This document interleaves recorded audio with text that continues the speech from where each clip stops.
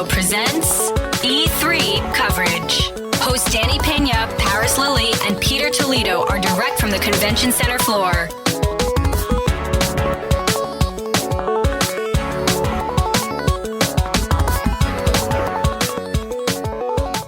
All right, so we're back, E3 2019, and I think it's been over a decade since you've been on the show. We have Larry Hryb, a.k.a. Major Nelson, so Xbox. Good to see you. I was thinking about this. I saw some photos the other day.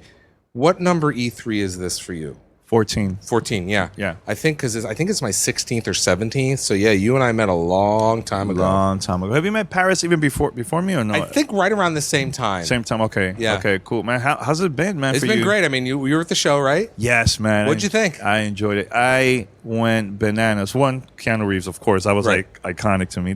I was telling Aaron that reminded me of Rock Band Beatles when the Beatles showed up. See, now I tell people about it, and they're like, really? I'm like, yeah, we had Paul and Ringo on the left. Yes. And Yoko and George Harrison's wife on the right. On the right. Now, here's a little...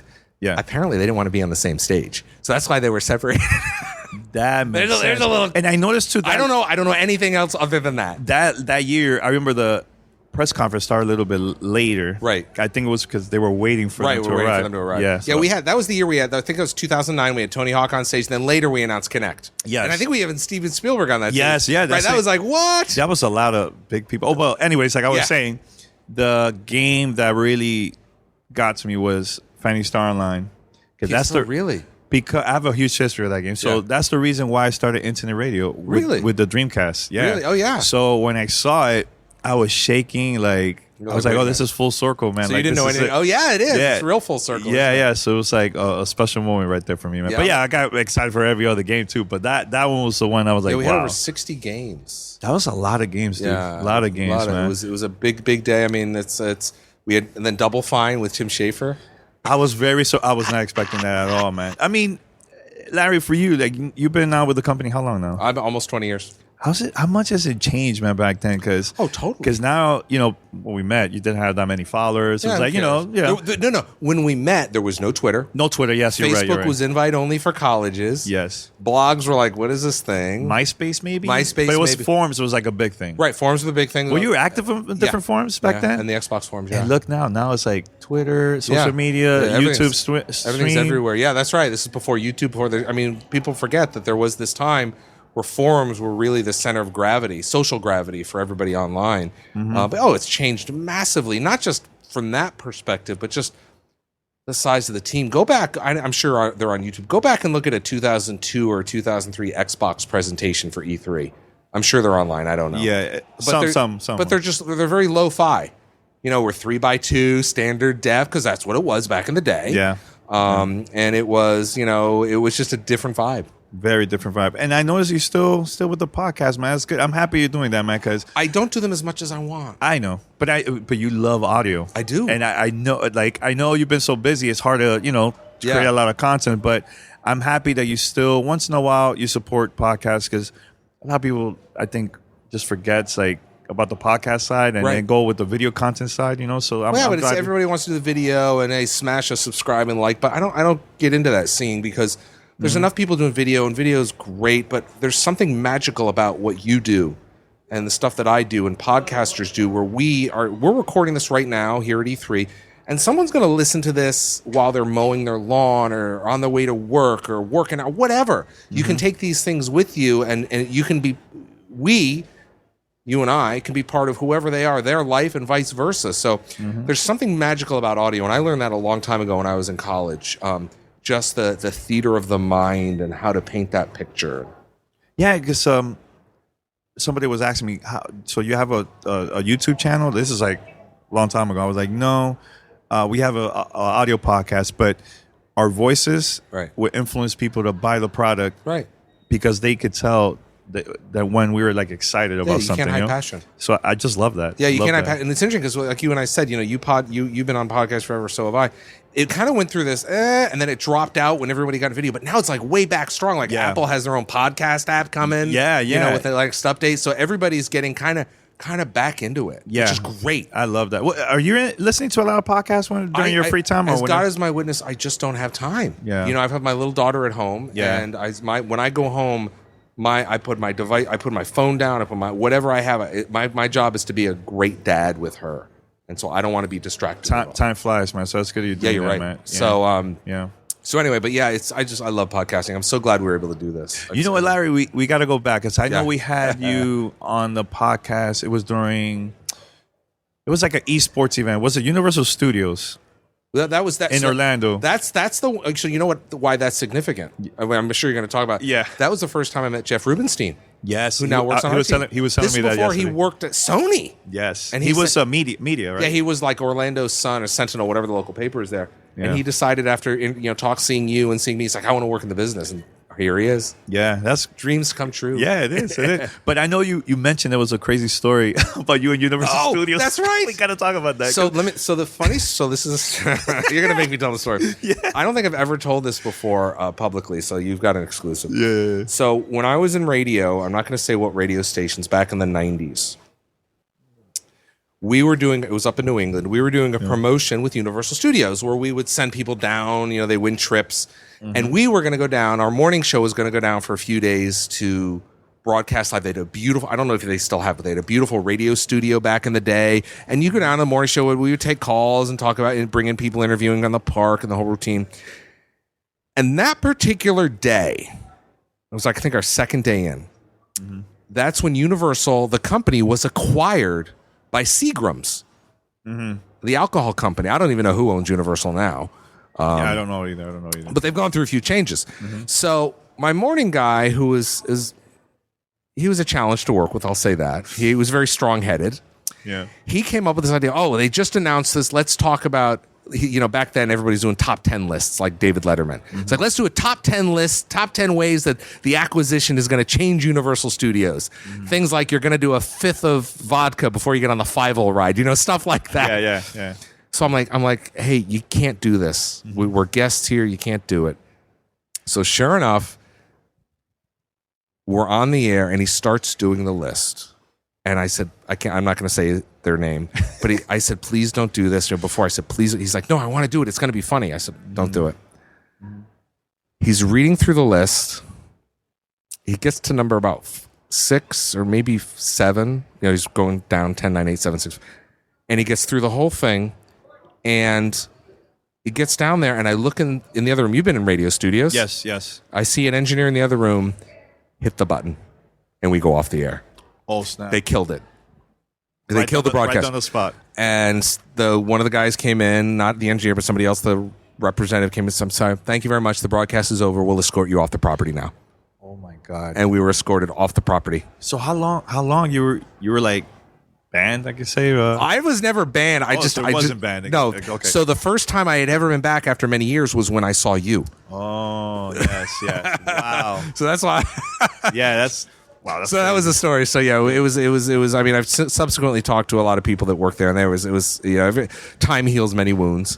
But it was a very difficult moment. I know you have a lot of really cool podcast interviews from back then till now. Yeah. Was there any favorite moments, like top 3 that you can think of that still to this day, like, man, you know what? That was an awesome episode. I'm going to say probably when I don't remember. Was it 2007? When we were at Grauman's Theater? Remember that up in Hollywood? Maybe 7 or 8. Oh, Santa Monica? No, up on Hollywood Boulevard. Oh, that was 2006. Okay, so 2006 is when we Peter Moore, Grand Theft Auto tattoo. Yep, but that was we had Bill Gates on stage. Yes. And I got a chance to interview Bill. I remember that. Right? So that was amazing because, I mean, I worked at Microsoft for a few years at that point. And just being able to go over and somebody came and said, hey, would you like to interview Bill Gates? Yeah, I would. Dude, who's going to say no? And I just remember sitting here. It was so intense and so interesting. And he still is. I mean, he's since moved on from Microsoft and is frankly solving bigger problems in the world. Yeah. But I just remember talking to him and looking at him in the eyes like I'm looking you in the eyes. And he was talking, but you could see that he was like, I don't know, solving problems with the other 90% of his brain. He was just so amazing. He was so fascinating. That's cool. Such an amazing individual. Yeah, he that was a good one. I know you had Jay Allard. Oh, Jay. In fact, I still text Jay right now. Yeah. Jay Allard for one of you. He hits me up like back then. Yeah, he is. I love talking. Anytime I can talk to Jay Allen. I think I did a podcast. Was a 5-year anniversary of Xbox 360. I had him on. Yes, I had a bunch of folks. So anytime I could talk to them, I mean, I've had celebrities on. I got to talk to the producers of the James Bond series, for some bizarre reason. But I just it allows us, it allows you and I as podcasters. There are properties, they're part of our personalities, these shows. And it allows us to talk to, frankly, a lot of different people. Like, I'm interested in James Bond. Let me talk about, I'm interested in Star Wars. Let me talk about that. We talk about games. Yeah. But we're lifestyle. We want to talk about things. I've had a lot of people I've turned down because I don't think my audience would be interested in hearing that. But I like to talk about it because it shows off more of who I am, because you get so much more emotion in a voice than you do in a tweet.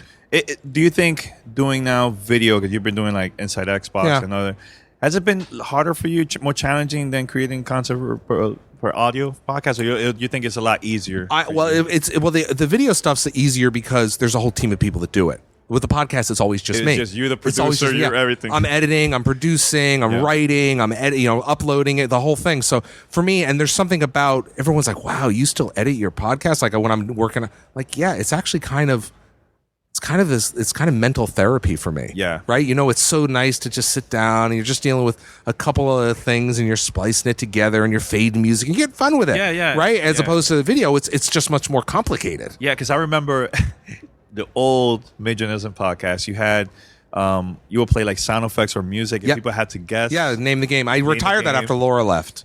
Because Laura left that was usually always her feature and she left the company, so I kind of retired that feature. There was a couple sounds and tracks that you played. I was like, what is this? Right. I've never heard of this. Yeah, that was always fun to do that. And I loved doing it when I had Eon, of course, Steptoe, who has since passed away, and Laura, Jeff had joined the team. So it's funny because I get a lot of people at Microsoft, I'm sure you do too, hey, I want to be on the podcast.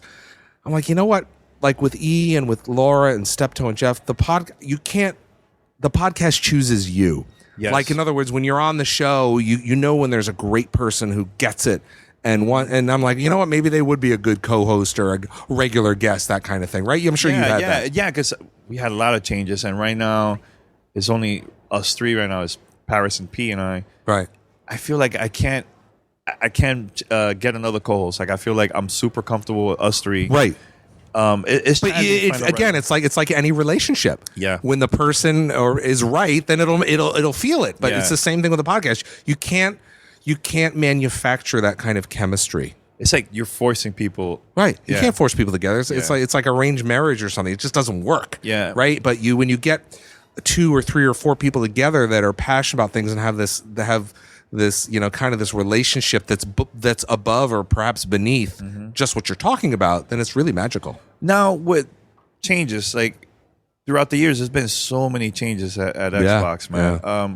How hard is it, like, just to get used to the change? People have been working there, they'll go, move on, or... Well, I'll tell you this. And I'm going to go for a prop here because I know this is radio, but I want to show you something in just a minute while I'm telling the story. Yeah. It's been really hard to go through this change.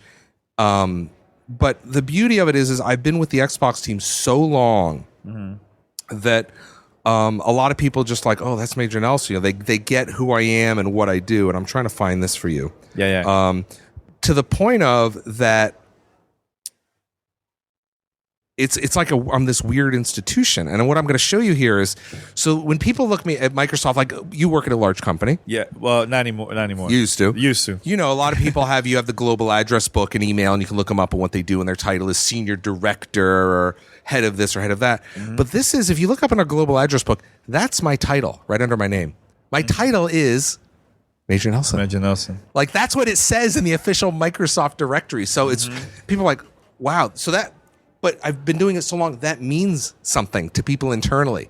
They know that I'm a advocate of gamers. I'm an evangelist. I do marketing. I do PR. I do product development. I do all these things. It's kind of this weird. So I look at that and I'm like, I am the only person in the over 100,000 people company that's worth over $1 billion that has that title. That's really cool. It's crazy. It is crazy. And one thing that I feel like a lot of people don't give you enough credit.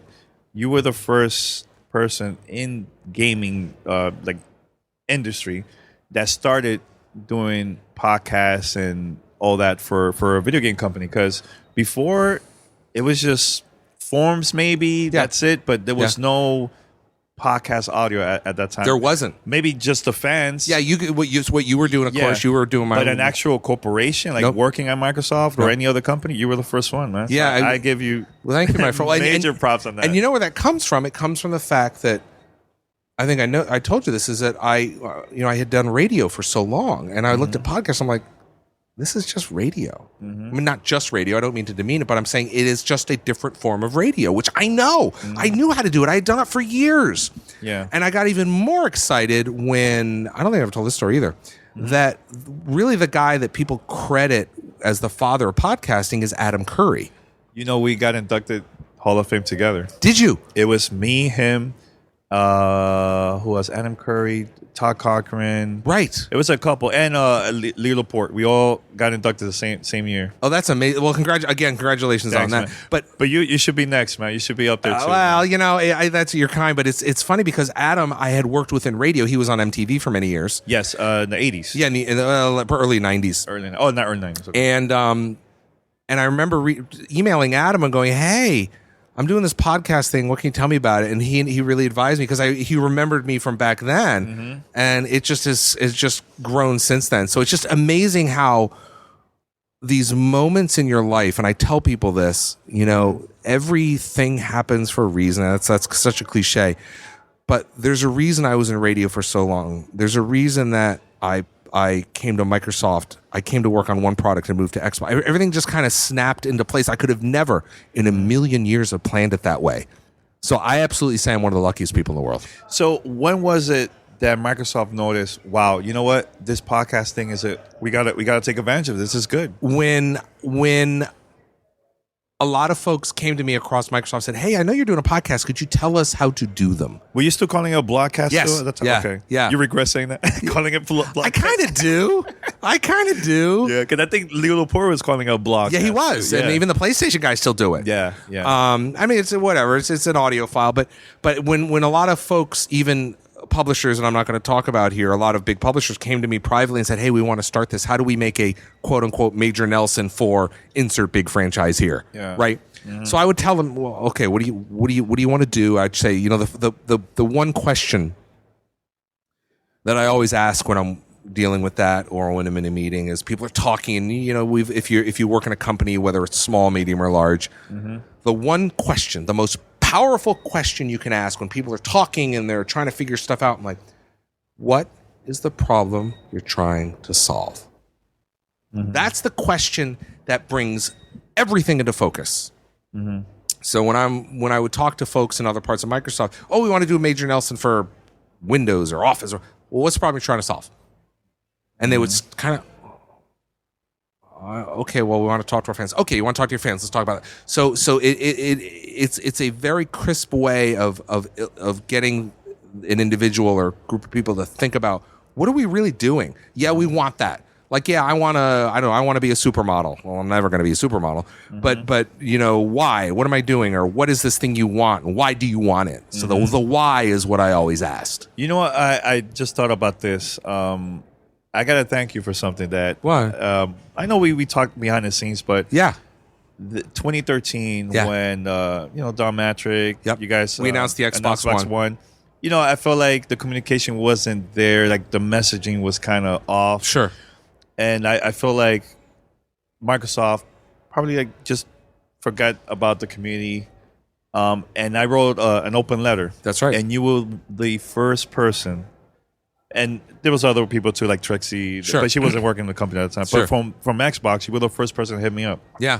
I remember that letter. And It's very powerful. Thank you. Yeah, and that was a really cool moment because I started getting messages from all type of people that people that used to work for Xbox from like the early 2000s. Yeah. I was not expecting Right. You're like, who is thing. this person? Right. But then after that, I think it was you and your team. Like, hey, you know what? Let's get Phil on the show. Yeah. And we got the opportunity because of you guys. So I want to say thanks, man. Oh, it's my pleasure. I mean, you've always been a firm but fair partner, for lack of a better. You know, you don't work for us, but you're a member of the community. You're a massive voice in the community, and you call BS when you call BS, right? Because you know it is, as a fan, it's like, man, like they have so much potential. Like, what's going on here? Yeah, what's going on? But honestly, like ever since Phil took over, like it's been super good, man, and so many cool surprises. Like I've just been enjoying it every year, man. Every time I come to E3, I got to tell you, when we sat in the E3 review a couple weeks, 3 weeks ago, I mean, they do them months in advance, but I don't even bother. I don't want to go in January because everything's going to change by June. Yeah, I want to get in closer when things are getting really close to coming together. And I watched the show, and I was like, wow, this is going to be great. You know, all the moments, and I didn't even know about the Keanu moment at that point. Also, that's good that you had a couple surprises for you too. See, like working from the inside, sometimes you don't want to know everything. Like you want to be surprised. Oh, I tell people that one of my biggest mistakes I made was I was going down. Was it 3? I had a meeting at Bungie when we owned them, and they were working on the Halo series. And I had a meeting in their offices one day, and I got there. I always get my meetings early because I want to make sure. Because you respect time. In radio, you have to respect time. Yeah. You're not on the air at this time. Anyway, so I get there a few minutes early, and they're like, okay, it's over in this conference room. I'm in the conference room, and I put my laptop down. I'm like, okay, let's open it up, get on the Wi-Fi. And I kind of like sitting there waiting for the room to fill up, and I glance up to the right or the left, and there's a whiteboard. And I'm looking at the whiteboard. I'm like, oh, I wonder if this is what the meeting is about. And as I start looking at it, I'm like, that's the story for Halo 3. Oh, my God. I saw it messed you up. And it messed me up because I was like, oh, I don't want to read that. I was so upset. So I pick up my laptop and I turn around so that my back is to the whiteboard because I just didn't even want to look at it, even have a chance of looking at it during the meeting. Oh, no. I was so bummed about that. You mentioned that to other people too? In the company? You're like, oh. Yeah, I was like, so at the end of the day, to you, I'm a fan. Yeah. I hate spoilers because I mean, like when a new Star Wars comes out or a new movie I want to see, I don't even engage with it. I just want to go and enjoy. You know what drives me crazy? Leaks, man. Yeah. Especially when it gets close to E3. I'm like, I want to be there. Surprise. Like imagine finding out Keanu Reeves was going to be there. Yeah. You think people are going to be like that? I think getting that surprise is better. We need those surprises. Yes, man. We need those surprises. Yes. We need to be surprised and delighted nowadays. And there's nothing wrong with that. Yeah. You know, just enjoy. Another thing that I remember, a lot of people probably doesn't know about this, but you purchased a Nintendo DS. That's right. And you went to the store. That's right. And you got it signed by Reggie. Yeah, I did. I did. A lot of people don't know that. I think there is pictures. If you dig online, you could still find it. But yeah, I was at, this is like 2002 maybe or 3, right after I started Xbox. Whenever the DS came out, and it was one of the first, the gray ones. Yeah, yeah. And they were thick. It was thick. Yeah, and they were doing an event at a store in the Seattle area. So I want to go down and get mine signed. Yeah. So I stood in line, and I remember him walking. You know, he's huge. He's a big guy. Yeah, yeah. I remember walking up and said, "Hi, Reggie. My name's Major Nelson." No, he said, "How do you want me to sign?" I said, "Sign it to Major Nelson." I said, okay. Yeah. I had no idea who I was. I had no online presence at all at that point. So it wasn't you trolling or anything. No. Like you were just a fan. Yeah. A lot of people thought you were trolling. No. Yeah. No. I'm like, nah, man. He's a fan. I know it. No. And so I was just so excited. And the funny thing is a few years later, as people became to know who I am and what I am, we would run into each other because the health club that a lot of Microsoft employees go to in Nintendo, Microsoft, or America are right next to each other, as you know. Yes. And so we'd all go to the same health club, and I ran into him one day in the locker room. That's awkward. That's great. What's up? Does he remember that at all? I don't. We've never talked about it, No. but I've always see him. You know, I saw him at the Game Awards last year. Of course, he's since retired. Mm-hmm. And he always says, "Hey, you're tweeting again." And I said, "Yeah, you need to tweet more." And I got a Mario cap button from him or a pin. Yeah. So I mean, cool. I'm a fan. I love seeing that relationship with Nintendo and Xbox. Yeah. I'm loving it. And today, Did you see what we announced today? Yeah, man, Banjo. And you know what's crazy? I was talking to Aaron yesterday. Yeah. And I told him like this crazy conspiracy theory like I thought was going to happen. I told him that because I love Project X Cloud. I tried it out yesterday. Oh, that's right.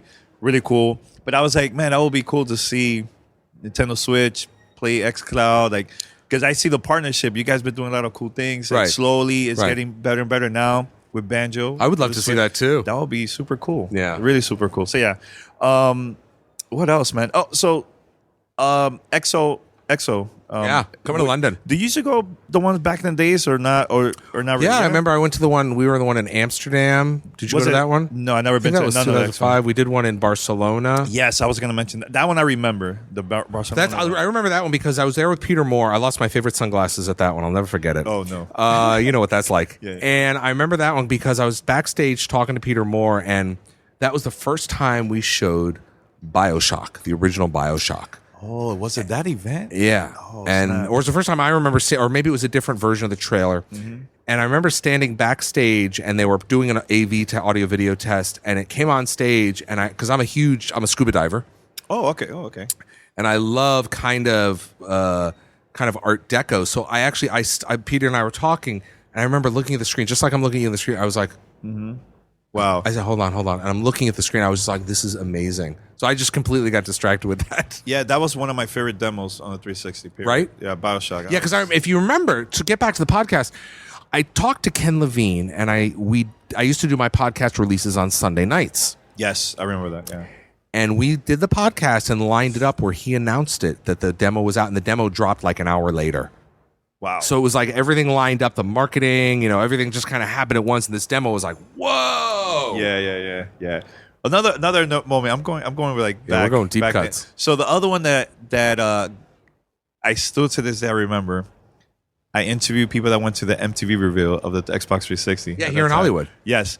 So I got them on the show, and they basically said everything what you guys already had recorded for MTV. I put up the audio, and you hit me up like, Henny, can you please remove that? But here's the problem that you don't know. MTV told them, yeah, go spread the word, tell your friends about the show. Right. They had the people there I interviewed, they had no idea. Right. But once the audio was out, I was like, oh man, I don't want to get in trouble. Let me just take it out. Yeah. But I was kind of scared at that time, because that was like my first time. Sure. Yeah, I vaguely remember that, and I don't remember what the timing was. It was a weird. It was like a week before the MTV reveal, because they recorded it. Yeah, and it was really awesome. It was really, really cool. Now I have a funny video that I should show you from that reveal. I've never shown this video for an interview I did with a celebrity there. It's never been seen. It is it is rated R. Really? Yeah. You have a lot. You probably have a lot of unreleased content like that, video and audio, right? Oh yeah. And is it? Can you say why it's not available? Like some of it is just it's off-brand. It doesn't make sense. Some of it, frankly, is a little racy. Ooh, yeah. And to be honest with you, you have a lot of young people that and I respect that that there's a lot of young people, so I want to make sure I keep the show clean and family friendly. But yeah, there's absolutely things. Plus, there's also a lot of things that didn't age well. Okay. For lack of a better term. So there's a lot of stuff. What's next for you, man? I know. Oh boy. I know you're a busy guy. Your podcast is how long now? 14 years. I can't even. I don't know. And I'm doing the podcast now a little bit on Mixer. Okay, yeah, which is a lot of fun. So in fact, I'm leaving here in just a few minutes to do it. Yeah, you're gonna record in front of the audience. Oh, that's pretty cool. Yeah, we're just gonna do it, and we're gonna have some fun. And that's again. When we acquired Beam and then became Mixer, they were like, "Hey, we want you to do the podcast on Mixer." I'm like, oh, okay, yeah. And again, it's like all these shows on like ESPN, a bunch of dudes sitting around a desk talking about sports or in our case, video games and stuff. And Jeff and I can do it. I mean, Jeff is such not only a good friend, but a great coworker, and he gets it. We just sit down and we go. We don't need to prep. He knows what I'm going to talk about. We all have our roles in what we call our swim lanes. He knows probably when you're going to cough. Like, right. Major Ness is going to cough. Yeah. Fill some space. You know that, deal. That's important, though, because it's the vibe. The conversation just continues. It's not like awkward because you know each other. Right? Yeah, he's like my brother, right? You just know him so well. Yeah. So yeah, we're doing that in a little bit. But yeah, I mean, what's next is we got EXO later this year. I got to go to Cologne for Germany for Gamescom, which I love. Have you ever been to Gamescom? Never been to Gamescom. Wow, it's lovely. I might go this year. It's fun. Yeah, I hope to have you. Yeah. How are you doing? I'm doing really good. I have a lot of cool things happening in my life. So big changes. You gonna tell us anything? Not yet. Not yet. Okay. Not yet. All right. But if people find your audio or your daughter, 100 years from now, let's say 50. 100 years from now, what is it you want people to remember you? I just want people to remember. Thank you for the question. I want people to remember that I tried to bring a little enjoyment in their lives and show what it's like when a nerd geek like them gets the dream job at a massive company to work at a product that affects millions of lives, and being able to every morning, Danny. And I said this, and I don't know if you ever watched the keynote I did at PAX Australia. It's on my YouTube channel. Oh, it's on YouTube? Okay. Yeah, I did the keynote. Because the number one question I get was always, how do I get your job? So I talk about that. And every single morning I wake up and I'm like, God, I hope I don't screw this up today. I think about what I can do to be a better version of me, help the gaming community, help Xbox, just help elevate the gaming industry as a whole. I don't want to be, there's no reason to be negative. Yeah, we need to be fair, but you know what? There's reasons for things, and I want to make sure that I'm fair and I'm positive and like, hey, and I want to listen and work with our engineering team, because when at the end of the day, you know, that we work with really smart people, and yeah, people say, well, how could they do that? Well, there's a lot of smart people, and there's always usually a reason. It may not be a reason you agree with. It may not be a reason you agree with, but there's a reason why things have to happen, or for whatever reason. I mean, it's not just flip the table. I can't believe they did this. They're so dumb, or what have you. Yeah. But I want people to remember that I really care about the industry. I care about games, and I want to have some fun.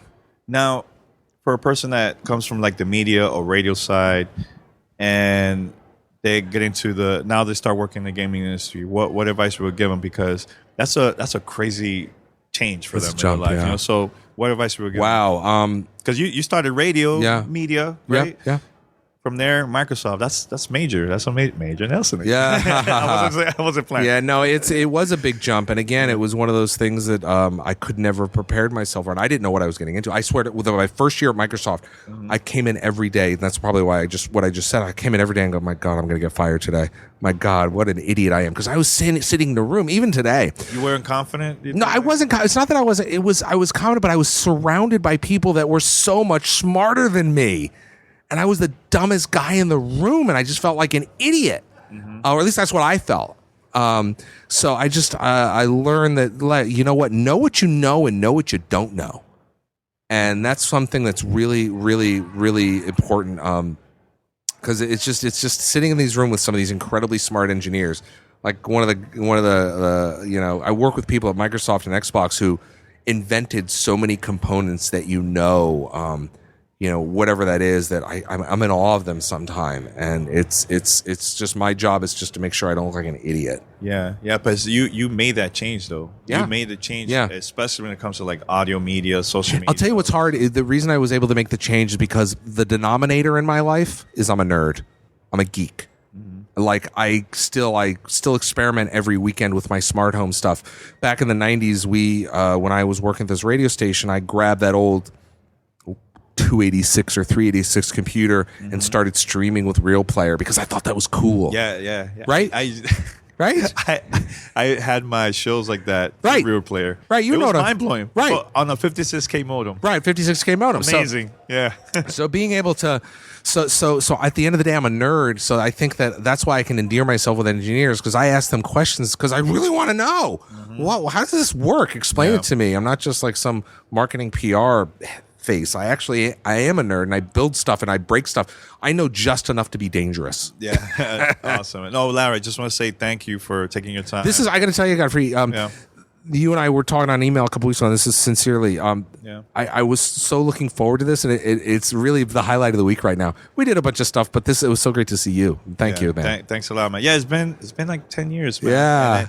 And it's so many changes from the last time I had you on our show. Yeah. It's good to talk about like what's going on behind the scenes with you, because people only know you as Major Nelson. That guy on Twitter and the blog and all the other stuff. Yeah, but there's a real person. Yeah, I want people to know Larry Hryb. Yeah, like, and I don't do interviews like this all the time because I don't. You and I have a relationship, and that's what it's about. In a lot in this industry is relationships and trusting. And I mean, I know you're gonna ask me any question you want. I may not be able to answer, but you can ask any question you want. But you know, I just sometimes I want to help friends, and that's what you are. You're a friend at the end of the day. Thanks a lot, man. It means a lot to me, man. So thanks a lot. All right. Thanks, Larry. You want to mention your social media? Just you guys know how to find me. Just thank you for all you've done for over the years, man. You deserve that place in the Hall of Fame. Thanks a lot, man. All right, cool.